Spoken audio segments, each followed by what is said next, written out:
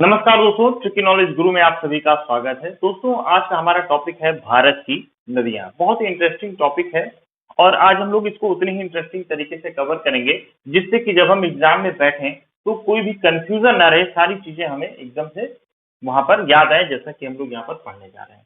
चलिए देखते हैं। दोस्तों देखिए, भारत में जो नदियां प्रवाहित होती हैं उनको हम दो भागों में विभाजित कर सकते हैं मुख्यतः।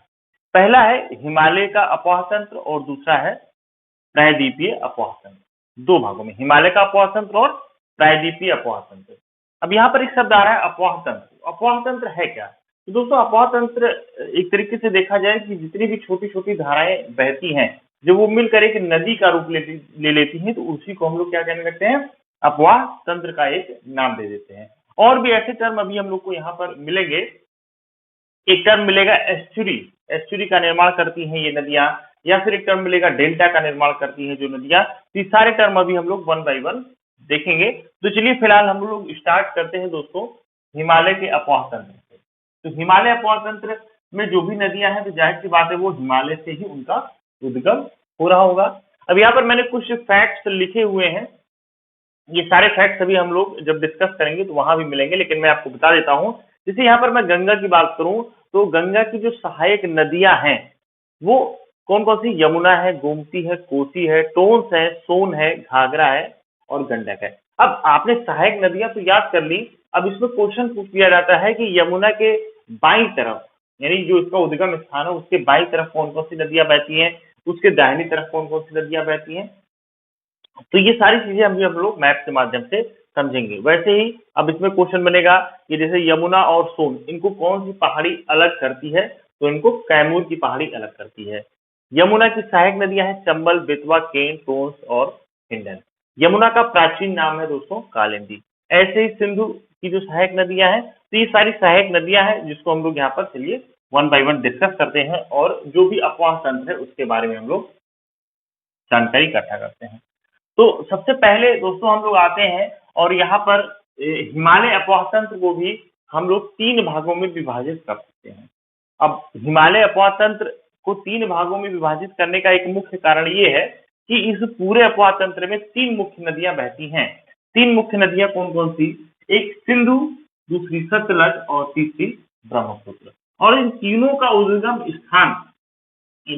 उद्गम स्थान दोस्तों एक ही है। वो क्या है? तिब्बत में मानसरोवर झील है। ठीक है, तिब्बत में मानसरोवर झील इनका उद्गम स्थान है। अब एक सोचने वाली बात यह है कि इन तीनों नदियों का उद्गम स्थान एक ही क्यों है? तो इसके पीछे एक लंबी कहानी है। इनको पूर्ववर्ती अपवाह तंत्र भी कह सकते हैं। ठीक है, पूर्ववर्ती अपवाह तंत्र। उसका रीजन ये है कि ये तीनों नदियां ऐसी नदियां हैं कि जब हिमालय पर्वत यहाँ पर नहीं था, हिमालय पर्वत नहीं था, तो यहाँ पर क्या था दोस्तों? टेथिस सागर था। तो जब यहाँ पर टेथिस सागर, हिमालय पर्वत की बजाय टेथिस सागर हुआ करता था, तब भी ये तीनों नदियों का अपवाह तंत्र यहाँ पर पाया गया था। इसीलिए इनको पूर्ववर्ती अपवाह तंत्र के नाम से भी जाना जाता है और इन तीनों का उद्गम स्थान एक ही है। तो इसका ये रीजन है। अब चलिए हम लोग देखते हैं। सबसे पहले आते हैं दोस्तों हम सिंधु नदी पर। तो सिंधु नदी का उद्गम स्थान क्या है? तिब्बत में मानसरोवर। यहाँ से सिंधु नदी निकली। अब ये ध्यान दीजिएगा, यहाँ से इंडिया में यानी भारत में बहते बहते और ये फिर पाकिस्तान होते हुए पाकिस्तान में गिलगिट में प्रवेश करती है और उसके बाद दोस्तों ये अरब सागर में जा करके ये नदी मिल जाती है। क्लियर है? अब इस पे दो तीन प्रश्न बनते हैं। जब ये भारत में एंटर करती है तो यहाँ पर एक शहर पड़ता है लेह। ठीक है, अभी क्वेश्चन पूछा गया था कि सिंधु नदी के किस दिशा में लेह स्थान पड़ता है? लेह शहर सिंधु के बाईं तरफ है या दाहिनी तरफ है? तो ये दोस्तों किस तरफ है? दाहिनी तरफ है। ठीक है, ये इसका उद्गम स्थान है। ऐसे जब आप चलोगे तो ये इसके दाहिनी तरफ पड़ेगा। तो ये अब सिंधु नदी का जो उद्गम स्थान है कहाँ से दोस्तों? मानसरोवर से ये निकला और ये भारत में बहते बहते और कहाँ गया? पाकिस्तान में। अब इसका जो मैक्सिमम बहने का जो अपवाह तंत्र है इसका, वो पाकिस्तान में ज्यादा है और इसकी लंबाई देखा जाए तो कितनी है दोस्तों? 3180 किलोमीटर इसकी लंबाई है। लेकिन भारत में इसका बहुत ही कम एरिया फ्लो करता है। और इस पे भी हम लोग आगे भी देखेंगे कि इस पर एक संधि हुई थी और इन अफवाह तंत्रों की वजह से ही इस पर एक संधि समझौता बनाया गया। चलिए फिलहाल हम लोग आगे बढ़ते हैं। अब ये सिंधु नदी का फ्लो का डायरेक्शन हो गया। अब सिंधु नदी की कुछ सहायक नदियां हैं। सहायक नदियां कौन कौन सी हैं? जो इसी के क्रम में ही बहती हैं और इस पर भी क्वेश्चन पूछा जाता है, तो ध्यान दीजिएगा, इसका क्रम याद रखिएगा आप लोग। पहली हो गई आपकी ये झेलम, झेलम हो गई, फिर है चेनाब, फिर है चेनाब, उसके बाद है रावी, रावी, फिर है व्यास, व्यास, और उसके बाद है दोस्तों सतलज। अब सतलज का उद्गम स्थान मैंने आपको पहले ही बताया कि कहाँ है, मानसरोवर है। यानी कि सतलज का उद्गम स्थान भारत के बाहर है और इन बाकी नदियों का उद्गम स्थान क्या है, भारत के अंदर से ही है। अब इनकी एक खास बात ये, पहली बात तो आपको क्रम याद रखना है, यानी कि इनका क्रम भी याद होना चाहिए। सिंधु, फिर झेलम, चिनाब, रावी, व्यास और सतलज। अब ये नदियां क्या होता है, ये नदियां जब सिंधु में मिलती हैं आकर के, सिंधु नदी में मिलेंगी दोस्तों, तो उसके पहले ये पांचों नदियां एक स्थान पे आके मिल जाती हैं। ठीक है, ये पांचों नदियां एक स्थान पे आके मिल जाती हैं, इसीलिए इसको पंचनद कहते हैं।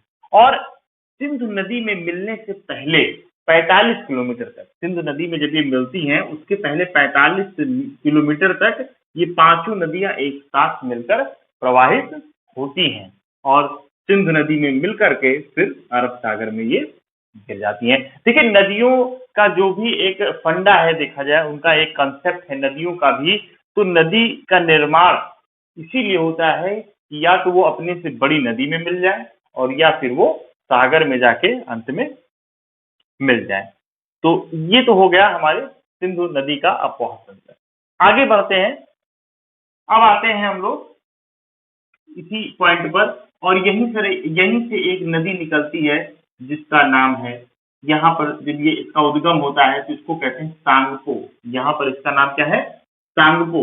और उसके बाद भारत के अरुणाचल प्रदेश में जब ये प्रवेश करती है तो इसको दिहांग नाम से जाना जाता है, और उसके बाद ये असम में प्रवाहित होते होते और बांग्लादेश में जा पहुंचती है, और उसके बाद ये आके बंगाल की खाड़ी में गिर जाती है। देखिए, जो हमारे देश में नदियां प्रवाहित होती हैं उन सारे अफवाह तंत्र का जो एंड पॉइंट है, यानी कि उनका जो टारगेट पॉइंट एक तरीके से देखा जाए तो इधर पूर्व की ओर देखा जाए तो बंगाल की खाड़ी में आकर सारी नदियां मिल जाती हैं और पश्चिम की ओर अरब सागर में सारी नदियां आकर मिल जाती हैं। तो हम लोग बात कर रहे थे ब्रह्मपुत्र की। ब्रह्मपुत्र की लंबाई दोस्तों कितनी है, 2900 किलोमीटर है। कितनी है, 2900 किलोमीटर है। अरुणाचल प्रदेश, सॉरी, जब ये तिब्बत से निकली तो सांगपो नाम से जाना जाता है, अरुणाचल प्रदेश में पहुंची तो दिहांग नाम से जाना जाता है, और यही भारत में ही एंटर करते ही इसको हम लोग ब्रह्मपुत्र के नाम से भी जानते हैं। असम में होते हुए जैसे ही ये बांग्लादेश में पहुंचती है तो इसको यहाँ पर हम लोग जमुना के नाम से जानते हैं। किस नाम से जानते हैं, जमुना के नाम से जानते हैं बांग्लादेश में, और उसके बाद ये बंगाल की खाड़ी में जाके सम्मिलित हो जाती है। देखिए दोस्तों, ब्रह्मपुत्र नदी का जब ये भारत में प्रवेश करती है तो इसमें बहुत बार क्वेश्चन पूछे गए हैं और बहुत ही इंपॉर्टेंट क्वेश्चन इससे आते हैं। पहली बात तो जब ये असम में पहुंचती है, जब ये नदी, तो यहाँ पर पहुंच के काफी चौड़ी हो जाती है। ये नदी जब ये असम में पहुंचती है तो ये काफी चौड़ी नदी का रूप धारण कर लेती है, और भारत में देखा जाए बहने वाली सबसे चौड़ी नदी कौन सी है, ब्रह्मपुत्र है। अब जब ये नदी यहाँ पर चौड़ी हो जाती है, इतनी चौड़ी हो जाती है कि यहाँ पर बड़े बड़े द्वीप का निर्माण कर देती है, बड़े बड़े द्वीप का निर्माण कर देती है, और यहीं पर निर्माण होता है मांजुली द्वीप का। कौन से द्वीप का, मांजुली द्वीप का, जो कि विश्व में सबसे बड़े द्वीप के नाम से जाना जाता है। आप सभी को ये पता होगा, ऑब्जेक्टिव लेवल में बहुत बार ये क्वेश्चन पूछा गया है।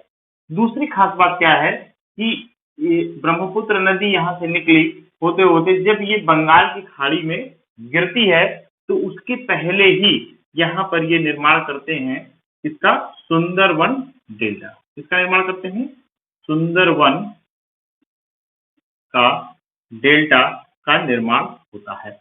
देखिए, मैंने पहले कहा था कि अभी डेल्टा और एस्चुरी शब्द आएंगे, तो चलिए यहीं पर हम लोग डिस्कस कर लेते हैं। डेल्टा होता क्या है दोस्तों, डेल्टा जो शब्द है ये एक देखा तो मैथमेटिक्स के ट्रायंगल के शेप में होता है, लेकिन नदियों के फॉर्मेट में देखा जाए तो डेल्टा का निर्माण तब होता है कि नदियां जब अपने साथ जो भी इनके साथ गंदगी या मिट्टी, तलछट में जो मिट्टियां होती है उसको बहा करके एक स्थान पर इकट्ठा कर देती हैं, एक गाद गाद का रूप जब धारण कर लेती हैं और यहाँ पर जब ये इकट्ठा होने लगते हैं तलछटी पर, तो डेल्टा त्रिभुजाकार आकृति का निर्माण करते हैं, त्रिभुजाकार आकृति का निर्माण करते हैं, जिनको हम क्या कहते हैं, डेल्टा कहते हैं। और ये सुंदरवन का डेल्टा विश्व का सबसे बड़ा डेल्टा है।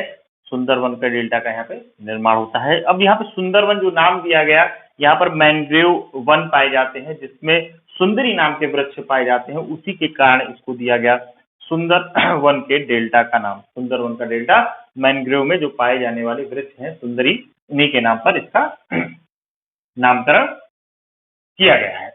तो ये ब्रह्मपुत्र नदी से ये क्वेश्चन अक्सर पूछे जाते हैं, आपको इन बातों का ध्यान रखना है। अब आते हैं दोस्तों, ये तो हो गया सिंधु नदी। सिंधु नदी के साथ ये सतलज हो गया आपका।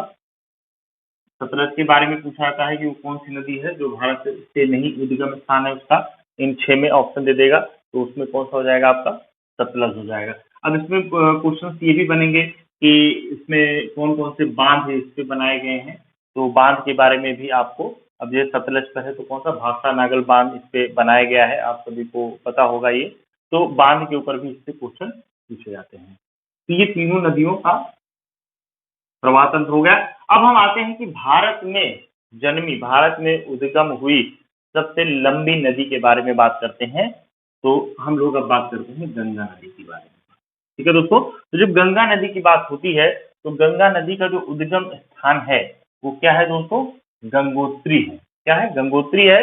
लेकिन ये गंगा का निर्माण होता कब है, दो नदियां हैं उत्तराखंड से निकलती हैं दोनों, भागीरथी और अलकनंदा। कौन कौन सी, भागीरथी और अलकनंदा, ये मैंने यहाँ लिख रखा है देखिए।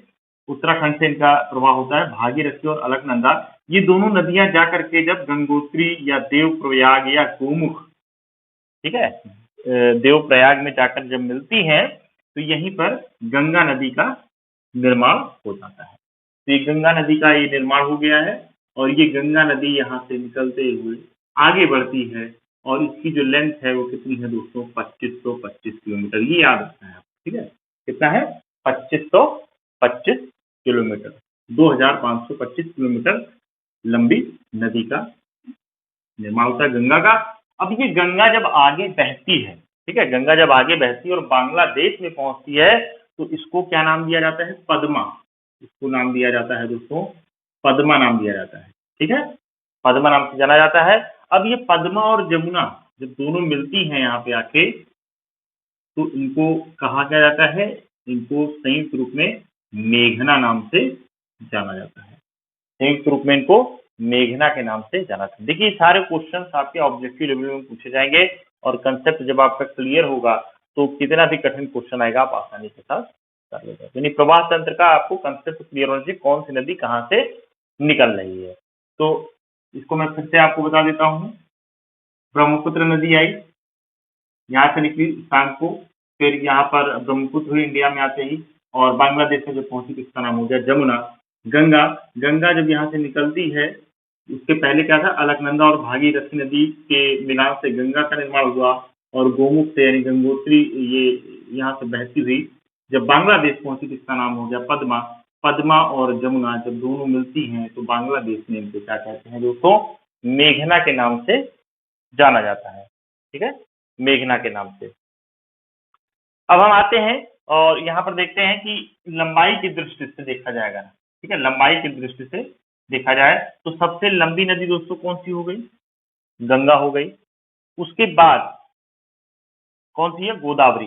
गोदावरी को दक्षिण भारत की गंगा भी कहते हैं। ठीक है, अभी हम लोग प्रायद्वीपीय अपवाह तंत्र पे आएंगे तब इसके बारे में डिस्कस करेंगे। तो सबसे पहले नंबर पे लेंथ के मामले में देखा है, सबसे लंबी नदी गंगा है, फिर गोदावरी है, फिर तीसरे नंबर पे यमुना है, चौथे नंबर पे कृष्णा है और पांचवें नंबर पे दोस्तों क्या है, नर्मदा है। क्लियर है। अब यहाँ पर देखा जाए तो गंगा नदी का जब प्रवाह होता है, ठीक है, गंगा नदी का प्रवाह जब होता है तो जिस पर क्वेश्चन पूछा गया है, इसकी जो सहायक नदियां हैं दोस्तों, तो इसकी सहायक नदियों के बारे में हम बात करते हैं। तो लेफ्ट साइड में, ठीक है, यहाँ पे अगर लेफ्ट में देखा जाए तो इस प्रकार से मैं नदियों को दिखाता हूँ। अब यहाँ पे लेफ्ट साइड में अगर आप देखोगे तो गोमती, ठीक है। देखिए ये इसका उद्गम स्थान है, तो ये इसका लेफ्ट हुआ, ध्यान देखिए ये लेफ्ट हो गया और ये राइट हो गया। तो यहाँ पर हो जाएगा गोमती, कोसी, देखिए ये मैंने सहायक नदियां लिख रखी हैं, घाघरा और गंडक, घाघरा और गंडक। ये चारों नदियां कहाँ हो गई, बाईं तरफ लेफ्ट में। और उसके बाद जो बस्ती हैं, यानी कि यहीं से निकलती है यमुना, ठीक है, यहीं से निकलती है यमुना, सॉरी ये इसकी सहायक नदी है। तो ये आके यहाँ पे मिल जाएगी, कहाँ पर मिलती है इससे, प्रयागराज, प्रयागराज में, इलाहाबाद में स्थित प्रयागराज में यमुना जो है गंगा नदी से मिल जाती है। तो यमुना हो गई इधर राइट साइड में, और सोन नदी है, ठीक है, सोन, ये सोन नदी भी आके मिल जाएगी। और कौन सी बची है, टोंस, टोंस नदी यहाँ पे आके मिल जाएगी, ठीक है। तो ये नदियां कहाँ से आई हैं, ये राइट साइड से आएंगी, दाहिनी तरफ से आके मिल जाती हैं। और ये किधर से आएंगी, ये बाईं तरफ से आकर, ये क्वेश्चन पूछे जाते हैं तो आपको ये पता होना चाहिए। अब यहीं पर देखा जाए तो कैमूर की जो पहाड़ियां हैं वो यमुना, अब यहाँ पर थोड़ा सा ये नहीं इतना अच्छा फिगर बन पाया है, मैं बना देता हूँ। तो कैमूर की पहाड़ियां ये यमुना और सोन नदी, यमुना और सोन नदी दोनों के प्रवाह तंत्र को अलग करती है। कैमूर की पहाड़ी, ये भी क्वेश्चन पूछा गया है कि वह कौन सी पहाड़ी है जो दोनों के प्रवाह तंत्र को अलग करती है, तो यहाँ पर कैमूर की पहाड़ी हो जाएगी। क्लियर है दोस्तों।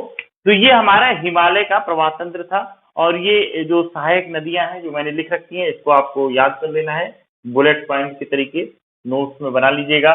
जो जो इंपॉर्टेंट है वही मैंने लिखा है, जैसे गोदावरी की सहायक नदी इंद्रावती पेनगंगा है, सिंधु की क्या है, सतलुज, द्रास और गिलगिट। गिलगिट कहाँ पर है दोस्तों, पाकिस्तान में स्थित एक जगह का नाम भी है गिलगिट, ठीक है। तो ये आपको की पॉइंट बना लेने हैं। तो हिमालय के प्रवाह तंत्र में दोस्तों जो आपके एग्जाम पॉइंट ऑफ व्यू से इंपॉर्टेंट है वो हम लोगों ने डिस्कस कर लिया है। और अब हम लोग आते हैं किस पर, प्रायद्वीपीय अपवाह तंत्र पर। दोस्तों जब हम बात करेंगे प्रायद्वीपीय अपवाह तंत्र की, तो सबसे पहले हम आते हैं अरावली पर्वत श्रेणी पर। अरावली पर्वत श्रेणी विश्व की प्राचीनतम श्रेणियों में से एक है। यहीं पर आपका दिल्ली शहर भी बसा हुआ है। यहाँ से निकलती है दोस्तों लूनी नदी, यहाँ से निकलती है लूनी नदी। अब इस नदी की खास बात यह है कि ये अरावली पर्वत श्रेणी से निकलती है, उसके बाद ना ही किसी नदी में मिलती है ना ही किसी सागर में मिलती है। ये कच्छ के रण में, गुजरात में कच्छ के रण में जाकर विलुप्त हो जाती है। और ये क्वेश्चन कई बार पूछा गया है कि वह कौन सी नदी है जो कच्छ के रण में जाके विलुप्त हो जाती है, तो वह है लूनी नदी। ठीक है, जो भी नदियों के इंपॉर्टेंट फैक्ट्स हैं उसको आपको दिमाग में रखना है, इसी पर क्वेश्चन पूछ जाएंगे, जो हम लोग बाद में समराइज भी करेंगे सारी चीजों को। आगे बढ़ते हैं, अब हम आते हैं अमरकंटक की पहाड़ी पर। अमरकंटक, ये है अमरकंटक की पहाड़ी, अमरकंटक। अब अमरकंटक की पहाड़ी से दो नदियां निकल रही हैं। दो नदियां कौन कौन सी निकल रही हैं, एक निकल रही है नर्मदा, ठीक है, एक निकल रही है नर्मदा। बहुत ही इंपॉर्टेंट ये नदी है, इससे बहुत सारे क्वेश्चन पूछे जाते हैं। तो एक तो निकल गई नर्मदा जो यहाँ से प्रवाहित होते हुए और अरब सागर में जाकर के गिर जाएगी, ठीक है। अमरकंटक है, मध्य प्रदेश में अमरकंटक है, यहाँ से निकलते हुए गुजरात होते हुए लास्ट में ये आके आपकी अरब सागर में गिर जाएगी। और ये रिफ्ट घाटी का निर्माण करते हैं, किसका निर्माण करते हैं, रिफ्ट वैली का। उसका रीजन क्या है, रीजन, रिफ्ट वैली एक सकरी घाटी होती है, ठीक है, सकरी घाटी होती है, उसमें से ये इनका प्रवाह होता है। ये रिफ्ट वैली का निर्माण होने का कारण ये है कि यहाँ पर सतपुड़ा, अगर आप देखें तो दक्षिण में, नर्मदा के दक्षिण में सतपुड़ा की पहाड़ियां हैं और उत्तर में विंध्याचल की पहाड़ियां हैं। इन दोनों पहाड़ियों के बीच से होकर ये नदी प्रवाहित होती है और ये गुजरात होते हुए यहाँ पर अरब सागर में ये गिर जाती है, ठीक है। अब जब ये अरब सागर में गिरती है तो यहाँ पर ये जबलपुर एक जगह पड़ती है, वहां से जब ये नीचे गिरती है, ठीक है, जबलपुर से नीचे गिरती है, तो यहीं पर निर्माण होता है एक जलप्रपात का, जिसको नाम दिया गया धुआंधार जलप्रपात। क्या नाम दिया गया है, धुआंधार जलप्रपात नाम दिया गया है। ये भी एग्जाम में बहुत पूछा जाता है। चलिए आगे बढ़ते हैं। अब यहीं से अमरकंटक की पहाड़ी से एक दूसरी नदी निकलती है, अमरकंटक की पहाड़ी से एक दूसरी नदी निकलती है जिसको कहते हैं सोन, और ये जाकर मिल जाती है गंगा नदी में। ये गंगा की सहायक नदी है। ये एकमात्र ऐसी नदी है गंगा की सहायक नदियों में जो दक्षिण से आकर के इसमें मिलती है। बाकी जितनी भी नदियां आप देख रहे हैं इसकी सहायक नदियां, ये सारी उत्तर से आकर के इसमें मिलती हैं। ये एकमात्र नदी है जो कि दक्षिण से जाकर के गंगा में सम्मिलित होती है। चलिए आगे बढ़ते हैं दोस्तों नर्मदा का प्रवाह तंत्र हम लोगों ने देख लिया। इसी के नीचे अगर अब हम लोग देखें तो मध्य प्रदेश के बैतूल जिले से एक नदी और निकलती है जिसको हम लोग जानते हैं ताप्ती के नाम से। और ये दोनों नदियां बहुत ही इंपॉर्टेंट हैं कि ये दोनों ही नदियां हैं सबसे जो बड़ी नदियों में अगर देखा जाए, और भी एक आध नदी है। ये दो नदियों के बारे में क्वेश्चन बहुत ज्यादा पूछा जाता है जो कि पूर्व से पश्चिम की ओर बहती है। ठीक है, बाकी जितनी भी आप नदियां देख रहे हैं ये सारी क्या है, पश्चिम से पूर्व की ओर बह रही हैं।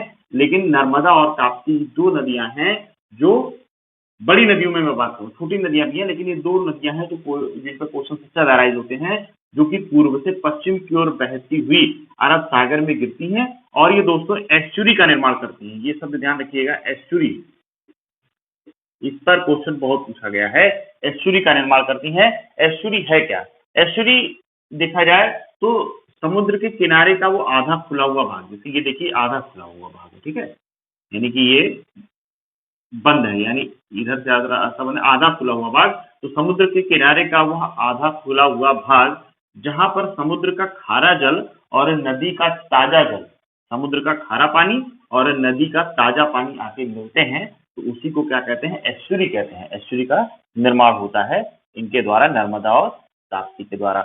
बहुत इंपॉर्टेंट है। और ये भी अगर आप देखें तो सतपुड़ा की पहाड़ियों के बीच से होकर बहती है। ठीक है, रिफ्ट घाटी का निर्माण ये भी करती है। ताप्ती भी नर्मदा कर रही थी और ताप्ती, तो नर्मदा कहाँ था, विंध्याचल और सतपुड़ा के बीच से बह रही थी और ताप्ती आपकी सतपुड़ा की पहाड़ियों के बीच से होते हुए बहती है। यहीं पर एक पॉइंट और ध्यान रखिएगा दोस्तों, एक माही नदी है यहाँ पर। माही नदी का उद्गम स्थान विंध्याचल पर्वत श्रेणी के ही आसपास से है और ये एक ऐसी नदी है, इस पर देखिए जो सबसे इंपॉर्टेंट क्वेश्चन बनता है, भारत की एकमात्र नदी है जो कि कर्क रेखा को दो बार काटती है। कर्क रेखा को दो बार काटती है। देखिए यहाँ से गई ये ऐसे और ये फिर वापस आती है गुजरात में होते हुए, फिर ये आगे बढ़ती है। तो यहाँ पर ये बात ध्यान रखना है कि माही नदी, ये क्वेश्चन बहुत बार पूछा गया दोस्तों, माही नदी एक ऐसी नदी है भारत की जो कर्क रेखा को दो बार काटती है। ओके, तो ये कुछ पॉइंट है जो आपको दिमाग में रखना है। अब हम आते हैं, अगली नदी है महानदी। ये निकलती है कहाँ से, छत्तीसगढ़ से। छत्तीसगढ़ से निकलती है और ये प्रवाहित होते हुए, इसकी जो सहायक नदी है ये छत्तीसगढ़ से प्रवाहित हुई, उड़ीसा होते हुए ये आपकी चली जाएगी बंगाल की खाड़ी में। और इसकी सहायक नदी है तेल। इसकी सहायक नदी है तेल, महानदी। ठीक है, महानदी के बाद आगे बढ़ते हैं। अगली नदी है गोदावरी। गोदावरी जो कि दक्षिण भारत की सबसे लंबी नदी है। गोदावरी महाराष्ट्र से निकलती है और ये आगे आंध्र प्रदेश होते हुए बंगाल की खाड़ी में मिल जाती है। इसकी जो सहायक नदियां हैं पेन गंगा है और इंद्रावती है। ठीक है, पेन गंगा और इंद्रावती। और एक और नदी है परहिता। ठीक है, कौन सी नदी है, प्राणहिता। एक तो हो गई आपकी पेन गंगा, इंद्रावती और प्राणहिता, तीन नदियां की सहायक नदियां हैं।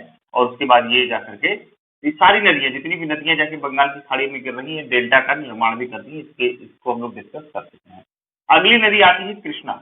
अगली नदी आती है कृष्णा जो कि महाराष्ट्र से ही निकलती है। महाराष्ट्र के महाबलेश्वर से इसका उद्गम होता है और ये भी आगे बढ़ते हुए कहाँ मिल जाती है, बंगाल की खाड़ी में। मैंने पहले बताया था ज्यादातर नदियां बंगाल की खाड़ी और अरब सागर में गिर जाती है। एकमात्र नदी जो नूनी थी ये कच्छ के रण में जाकर मिल जाती है। तो कृष्णा पर आते हैं। इसकी जो सहायक नदियां हैं वो है भीमा है, कोयना है और तुंगभद्रा है। ठीक है, तो इसकी तीन सहायक नदियां हैं, भीमा, कोयना और तुंगभद्रा। सबसे लास्ट में आते हैं हम लोग कावेरी पर। कावेरी पर आते हैं और कावेरी ये कर्नाटका से निकलती है और ये भी अंत में जाकर के बंगाल की खाड़ी में मिल जाती है। कावेरी जल विवाद, कावेरी जल विवाद जो कि 1957 से चला आ रहा है, ये तीन राज्यों के बीच इसका जल विवाद है, आंध्र प्रदेश, कर्नाटक और महाराष्ट्र। यही इसका फ्लो रूट भी है। ठीक है, आंध्र प्रदेश, कर्नाटका और महाराष्ट्र, ये जल विवाद 1957 से चला रहा है, काफी पुराना जल विवाद है। तो ये प्रायद्वीपीय भारत की नदियां हो गई। और मेरे ख्याल से कोई भी नदी जो इम्पोर्टेंट आपके एग्जाम पॉइंट ऑफ व्यू से है वो सारे हम लोगों ने डिस्कस कर लिया है। अब इस पूरे जो भी हम लोगों ने पढ़ा है इसको समराइज कर लेते हैं जल्दी से, और इसमें जो भी की पॉइंट्स पूछे जाते हैं एग्जाम में, अगर जो छूट गए हैं डिस्कशन में, वो भी यहाँ पर डिस्कस हो जाएंगे। तो चलिए, सबसे पहले जो सबसे ज्यादा क्वेश्चन पूछा जाता है उस पर हम लोग आते हैं, गंगा नदी पर। गंगा नदी पर हम लोग आते हैं। अब गंगा नदी पर कई प्रश्न पूछे जाते हैं। देखिए, इसको पढ़ने के बाद आपको करना क्या है, इस पर जो ऑब्जेक्टिव क्वेश्चन है वो आपको लगा लेने हैं, तो ये पूरा कंसेप्ट आपको एकदम क्लियर हो जाएगा। अब ऑब्जेक्टिव क्वेश्चन जहां जहां से अराइज होते हैं वो मैं आपको बता देता हूँ। 100% तो यहाँ नहीं क्लियर किया जा सकता है, लेकिन आपको क्वेश्चन लगाने पड़ेंगे। चलिए देखते हैं, गंगा नदी। गंगा नदी के किनारे बसा हुआ सबसे बड़ा शहर है दोस्तों कानपुर। ये क्वेश्चन भी कई बार पूछा गया है कि गंगा नदी के किनारे सबसे ज्यादा जो एरिया जो फ्लो होता है गंगा नदी का, वो किस शहर के किनारे से होता है, तो वो कानपुर से फ्लो होता है। गंगा की जो सहायक नदियां हैं, इसमें भी बहुत से क्वेश्चन पूछे जाते हैं। गंगा की सहायक नदियों में हम लोग डिस्कस कर चुके हैं, लेकिन जो इंपॉर्टेंट है उससे देखते हैं। कोसी। कोसी को कहा जाता है बिहार का शोक। उसका रीजन है दोस्तों कि ये अपना मार्ग बहुत ही तेजी के साथ और बहुत ही फ्रिक्वेंटली ये बदल देती है कोसी नदी, इसीलिए इसको क्या कहा जाता है, बिहार का शोक। क्योंकि मार्ग बहुत तेजी से बदलती है और इसका जल प्रवाह एक फ्लो में नहीं बहता है, एक जिगजैग फॉर्म में बहता है, और इसीलिए ये बिहार में बहुत ज्यादा तबाही मचाती है, और इसको कहा जाता है बिहार का शोक। आगे बढ़ते हैं, गोमती। गोमती नदी का जो उद्गम स्थान है ये है पीलीभीत से, ये निकलती है पीलीभीत के गोमत ताल से ये नदी प्रवाहित होती है। और इस नदी की खास बात यह है कि पहली बात तो गंगा की सहायक नदी है ही है, और ये समतल मैदान से निकलने वाली एकमात्र नदी है जो गंगा की सहायक नदी है। इसके पीछे एक कह सकते हैं कि कहानी भी है कि जब भगवान श्री राम जी ने रावण का वध किया था तो उनको ब्रह्म हत्या का पाप लगा था, और इसी नदी में नहाने के बाद उनको उस पाप से मुक्ति मिली थी। तो गोमती नदी के बारे में ये कहानी है। आगे बढ़ते हैं, दामोदर नदी। ये भी गंगा की सहायक नदी है, दामोदर नदी। और इसको कहा जाता है, ये कहाँ से निकलती है दोस्तों, छोटा नागपुर से ये निकलती है, और इसको कहा जाता है बंगाल का अभिशाप। जैसे कोसी नदी थी बिहार का अभिशाप था, तो वैसे ही इसको बंगाल का अभिशाप कहा जाता है। अब यहाँ से देखिए, जो फ्लो था हम लोगों ने पहले देखा था कि जो गंगा का फ्लो था ये कहाँ से था, उत्तराखंड से निकलती थी, उत्तर प्रदेश होते हुए पश्चिम बंगाल के जब फरक्का पहुंचती थी, पश्चिम बंगाल के जब फरक्का में ये नदी, यहाँ पर अगर आप देखें तो गंगा का उद्गम स्थान ये था, भागीरथी और अलकनंदा दोनों नदियां आकर यहाँ मिली, और उसके बाद ये गंगा का फ्लो हुआ। और गंगा का फ्लो होते होते जब ये पश्चिम बंगाल के फरक्का में आई, तो फरक्का में आने के बाद ये दो पार्ट में डिवाइड हो गई। ठीक है दोस्तों, दामोदर नदी बंगाल की खाड़ी में गिरने से पहले हुगली नदी में जाकर के मिल जाती है।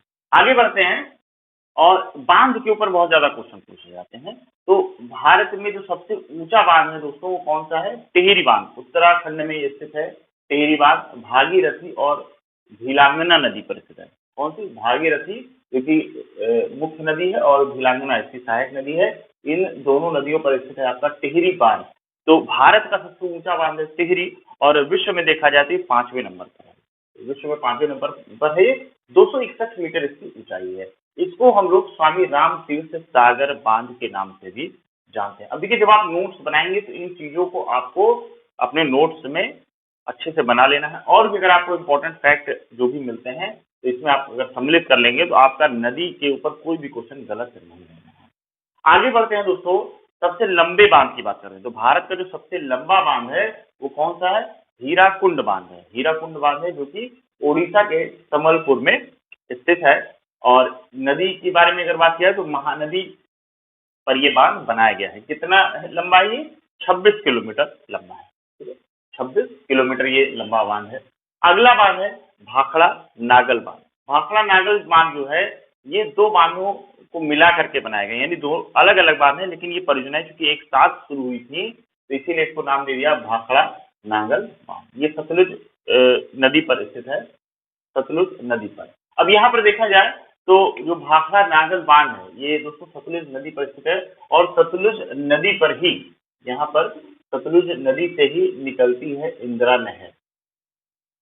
अब ये देखिए ये सारी परियोजनाएं देखा जाए तो आस ही पास घूम रही हैं, यानी कि इनका जो वर्ष है ये जवाहरलाल नेहरू के कार्यकाल में ही ये सारी परियोजनाओं पर, यानी नदी के एक क्रांतिकारी एक तरीके से देखा जाए उद्धार हुआ था। तो यहाँ से सतलुज नदी से ही इंदिरा नहर जो कि मानव निर्मित विश्व की सबसे लंबी नहर है, इंदिरा नहर का उद्गम स्थान होता है और सतलुज नदी का सबसे ज्यादा पानी ये यूज होता है और इसका सबसे ज्यादा लाभ मिलता है राजस्थान को। और क्योंकि सतलुज की सहायक नदी है ब्यास, हम लोगों ने पढ़ा था सतलुज की सहायक नदी कौन सी है, ब्यास है। तो इन दोनों को संयुक्त रूप से पानी इंदिरा नहर में प्रवाहित होता है। चलिए आगे बढ़ते हैं, की पॉइंट पर आगे बढ़ते हैं। सिंधु नदी, जो हम लोगों ने सिंधु तंत्र पढ़ा था दोस्तों, तो इस पर भी क्वेश्चन पूछा जाता है कि किन किन देशों से होकर गुजरती है। तो ये 3 देश, ठीक है, 3 देश कौन कौन से, चाइना, भारत, यानी यहाँ तिब्बत से ये उद्गम स्थान हुआ था इसका, यहाँ से ये निकली थी, उसके बाद ये भारत में गई, ठीक है, भारत से होते हुए ये गिलगिट में फिर पाकिस्तान में प्रवेश करती है। तो 3 देशों से गुजरती है ये सिंधु नदी, ठीक है, चाइना, भारत और पाकिस्तान। चेनाब नदी के ऊपर जो क्वेश्चन पूछा जाता है कि यहाँ पर 2 नदियों से मिलकर ये बनता है चंद्रा और भागा। तो हिमाचल प्रदेश में चंद्रभागा नाम से भी इसको जाना जाता है चेनाब को। इंदिरा नहर के बारे में हम लोगों ने डिस्कस कर लिया कि सतलुज नदी पर स्थित है और सतलुज और व्यास दोनों के पानी का इसमें उपयोग किया जाता है। अब देखिए ये बहुत इंपॉर्टेंट है, सिंधु जल समझौता हुआ था, इसको थोड़ा समझ लीजिए, बहुत ही ये इंपॉर्टेंट है दोस्तों। 1960 में अभी हमने बताया कि जवाहरलाल नेहरू 1960 में जवाहरलाल नेहरू की गवर्नमेंट थी, उस गवर्नमेंट में ये समझौता किया गया। अगर देखिए यहाँ पर अगर आप प्रवाह तंत्र देख रहे होंगे तो ये चीज समझ में आ गई होगी कि जितना भी प्रवाह हो रहा है नदियों का पाकिस्तान में, तो ये भारत से होकर ही जा रहा है। यानी कि अगर भारत इन सारी नदियों के प्रवाह को रोक दे, अगर भारत इन सारी नदियों के प्रवाह को रोक दे तो पाकिस्तान में एक बूंद पानी भी नहीं जाएगा, ठीक है। तो उस समय ये समझौता किया गया कि भाई अगर ऐसा कर दिया गया तो पाकिस्तान को बहुत ज्यादा नुकसान हो जाएगा। तो जो 3 नदियां थी जिनका मैक्सिमम फ्लो, भाई जा तो रही है भारत से ही, लेकिन उसके बाद भी पाकिस्तान में एंटर कर रही हैं 3 नदियां हैं जिनका फ्लो पाकिस्तान में ज्यादा है। कौन कौन सी नदियां हैं दोस्तों, सिंधु है, तो चलिए लिख देता हूं मैं, तो यहाँ पर है सिंधु प्लस झेलम और तीसरा है चेनाब। अब देखिए आप याद कैसे करोगे इसको, इसको याद कैसे करेंगे, बहुत ही आसान है। हम लोगों ने शुरू में ही पढ़ा था, इसका सीक्वेंस याद कर लिया था। ऊपर से अगर आप देखें सिंधु, झेलम और चिनाब, ठीक है, इन 3 नदियों का पानी का जो 80% जल होगा, 80% जल वो पाकिस्तान यूज करेगा और 20% जल इसका भारत यूज करेगा, ठीक है। 80% जल इसका जो है पाकिस्तान और 20% जल भारत यूज करेगा, क्योंकि भाई 80% इसलिए दिया गया क्योंकि इसका फ्लो आगे जाके पाकिस्तान में ज्यादा होता है। उसके बाद की जो 3 नदियां बसती हैं, कौन कौन सी, रावी, ब्यास और सतलुज, ठीक है। इन 3 नदियों का पानी अब 80% यहाँ पर भारत यूज करेगा और 20% जो है इसका पाकिस्तान यूज कर पाएगा। तो इस प्रकार से समझौता किया गया था वर्ष 1960 में, और ये बहुत इंपॉर्टेंट है, इसमें भी कई बार क्वेश्चन पूछा जा सकता है। 1-2 पॉइंट और देख लेते हैं। मंदाकिनी नदी के किनारे स्थित है आपका केदारनाथ, और अलकनंदा नदी पर के किनारे स्थित है बद्रीनाथ। इस पर भी क्वेश्चन कई बार पूछे गए हैं कि मंदाकिनी, केदारनाथ और अलकनंदा, बद्रीनाथ। तो ये सारे की पॉइंट लगभग पूरे डिस्कस हो गए हैं, और जो भी अगर कुछ बच गया है तो अगर आप ऑब्जेक्टिव क्वेश्चन लगाएंगे तो सारा आपका क्लियर हो जाएगा। कंसेप्ट पूरा डिस्कस कर लिया है हम लोगों ने, ठीक है। एक बार आपको करना क्या है कि इस वीडियो को 2 बार 3 बार जब आप देखोगे तो सारे पॉइंट्स आपके क्लियर हो जाएंगे, एक दूसरे से रिलेट हो जाएंगे। तो दोस्तों उम्मीद करता हूँ कि इससे आपको काफी हेल्प मिला होगा। बस आपको करना ये है कि इसका एक प्रॉपर अच्छे से नोट बना लीजिएगा, मैप बना करके पूरा एक समराइज फॉर्म में की पॉइंट जरूर लिखते जाइएगा, क्योंकि की पॉइंट एग्जाम में आपके पूछे जाएंगे। तो इसी के साथ आज हम लोग ये लेक्चर समाप्त करते हैं। बहुत बहुत धन्यवाद। जय हिंद, जय भारत।